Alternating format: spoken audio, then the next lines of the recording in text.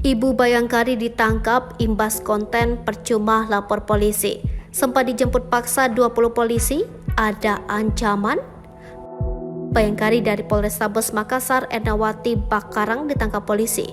Diduga lantaran mencemarkan nama baik dan menebarkan kebencian melalui media sosial.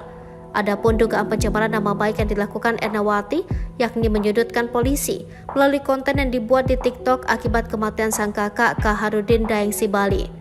Sebagai informasi, Ernawati meyakini bahwa tewasnya sang kakak bukan karena ditembak polisi, lantaran akan kabur. Namun ia menduga Kaharudin tewas akibat disiksa polisi saat akan diperiksa. Ernawati mengakui telah dilaporkan oleh 3 anggota polisi atas pencemaran nama baik.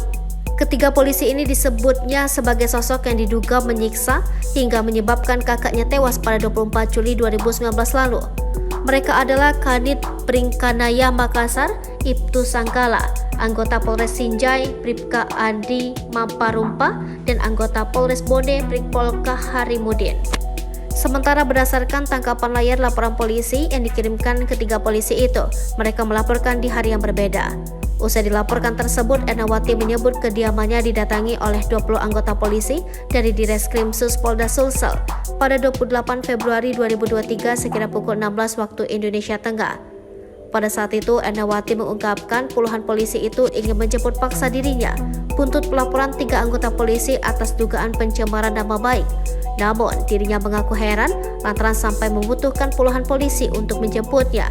Padahal saat itu ia masih bersatu sebagai saksi dalam pelaporan atas dirinya. Buntut dari peristiwa tersebut, Ernawati terpaksa kabur ke rumah keluarganya dan meninggalkan kelima anaknya di rumahnya. Tak hanya itu, puluhan polisi yang ternyata juga bermalam di sekitar rumah Ernawati itu membuat kelima anaknya tidak bersekolah saat itu. Tampak polisi berpenampilan preman tengah duduk di depan rumah Ernawati. Selain itu, Ernawati juga mengirimkan video yang direkam anaknya dan memperlihatkan seorang polisi bahkan berjaga-jaga di sepanjang gang depan rumahnya. Ernawati mengatakan dirinya menjalani pemeriksaan sebagai saksi dalam kasus ini pada Senin 6 Maret 2023, tetapi justru sudah dijemput pada 28 Februari 2023.